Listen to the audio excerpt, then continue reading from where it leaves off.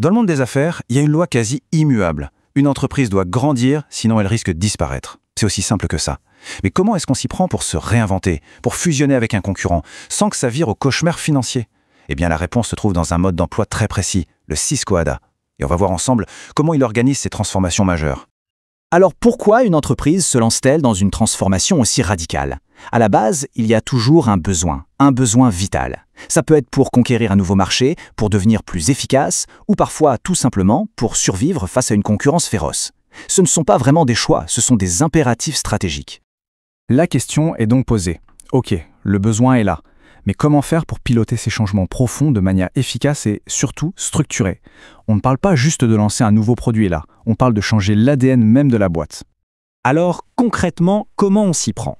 Heureusement, on n'avance pas à l'aveugle. Le cadre juridique de l'OHADA, qui est là pour harmoniser le droit des affaires en Afrique, nous donne une sorte de boîte à outils très claire, avec 3 opérations principales pour mener ces grandes manœuvres. C'est parti, explorons-les. Premier outil, et c'est sans doute le plus connu, la fusion. L'idée est toute simple. Imaginez 2 pièces d'un puzzle qui s'emboîtent parfaitement pour n'en former qu'une seule, plus grande, plus forte.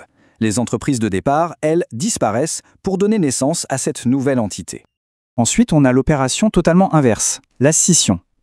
Ici, une seule et même entreprise se divise en plusieurs entités plus petites et indépendantes. C'est un peu comme si on prenait une grande tablette de chocolat et qu'on la cassait en plusieurs carrés. Chaque carré devient autonome, souvent plus spécialisé, plus agile, et là aussi, la société d'origine disparaît. Et enfin, il y a l'apport partial d'actifs. On pourrait dire que c'est un peu le meilleur des deux mondes. Une société va transférer une de ses activités à une autre, mais sans disparaître pour autant. C'est une manœuvre quasi chirurgicale qui permet de réorganiser ses forces, de se concentrer sur son activité principale, par exemple, sans tout chambouler. Bon, on a nos 3 outils, mais maintenant, on arrive au moment le plus critique, la décision qui va conditionner absolument tout le reste, surtout sur le plan comptable. La question c'est, comment est-ce qu'on évalue ce qui est transféré? Et cette décision cruciale se résume à une seule alternative. Est-ce qu'on doit évaluer les biens à leur valeur de marché actuelle, ce qu'on appelle la valeur réelle, ou bien à la valeur qui est inscrite dans les livres de compte, la valeur historique, la fameuse valeur comptable? Alors là, c'est vraiment le cœur du réacteur. La valeur réelle, c'est le prix du jour. Combien ça vaut maintenant, sur le marché? On l'utilise quand une entreprise en rachète une autre pour vraiment en prendre le contrôle. À l'inverse, la valeur comptable, c'est le prix d'hier, la valeur à laquelle les biens ont été enregistrés à l'origine. Et on s'en sert quand c'est juste une réorganisation au sein d'un même groupe sans qu'il y ait un vrai changement de propriétaire. Ce choix a des conséquences énormes sur l'image financière de la nouvelle entité. Et le point absolument fondamental à comprendre, c'est que les comptables n'ont pas le choix. La méthode n'est pas une option qu'on choisit sur un coup de tête. Non, elle est imposée par la nature même de l'opération. Et tout, absolument tout, tourne autour de ce concept de contrôle. Et en fait, la logique derrière est d'une simplicité redoutable.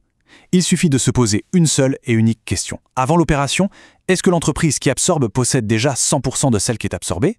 Si la réponse est oui, alors on est dans le cas d'une restructuration interne. Et donc, on utilise la valeur comptable. Si la réponse est non, alors là, c'est une véritable prise de contrôle. Et on doit obligatoirement utiliser la valeur réelle. Voilà, c'est aussi simple que ça. Allez, pour rendre tout ça encore plus concret, on va prendre l'exemple le plus courant, la fusion. On va voir comment ces grands principes s'appliquent étape par étape.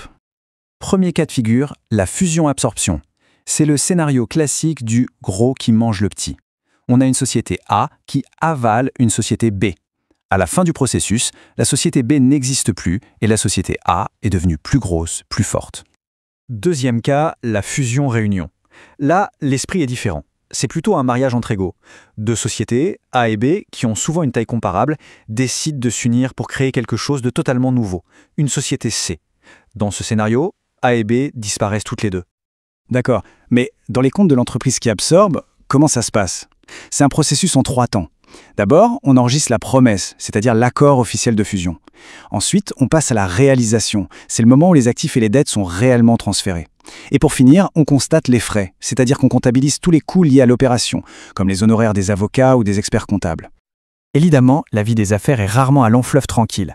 Que se passe-t-il quand les entreprises qui veulent fusionner sont déjà liées financièrement? Le Cisco ADA a bien sûr tout prévu pour ces situations un peu plus complexes.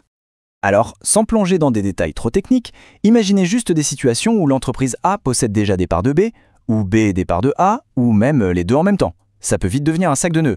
Eh bien, le SIS Quada fournit des règles très précises pour démêler ces situations et pour s'assurer que l'opération reste juste et transparente. C'est ça aussi, la force de ce cadre. Bon, on arrive au bout. Et on pourrait se demander, au final, pourquoi toutes ces règles? Pourquoi un tel formalisme? Eh bien, c'est tout simplement essentiel pour garantir la confiance et la clarté, qui sont les bases du monde des affaires. Si on devait résumer ce qu'il faut retenir, c'est que tout ce cadre repose sur 4 piliers. La transparence, les règles du jeu sont les mêmes pour tout le monde. La cohérence, c'est la même méthode pour la même situation, il n'y a pas de place pour l'improvisation. L'équité, le contrat de fusion, c'est la loi entre les parties. Et enfin, un principe clé, la neutralité. Une simple réorganisation interne ne doit pas pouvoir créer de la richesse sortie de nulle part. D'ailleurs, ce n'est pas une interprétation, c'est écrit noir sur blanc dans le texte du SIS Quada. L'objectif, il est limpide, c'est d'encadrer le traitement comptable de ces opérations. On ne laisse aucune place au hasard, tout est fait pour que l'information financière soit la plus fiable possible. Et on va se quitter là-dessus avec une question pour ouvrir le débat. Est-ce qu'on doit voir tout ce cadre réglementaire comme une contrainte, un fardeau administratif un peu lourd, ou au contraire, est-ce qu'on doit le voir comme un outil indispensable qui, en sécurisant les transactions, en créant de la confiance, devient en fait un véritable moteur pour la croissance et la modernisation de nos économies? La réponse n'est sans doute pas si simple.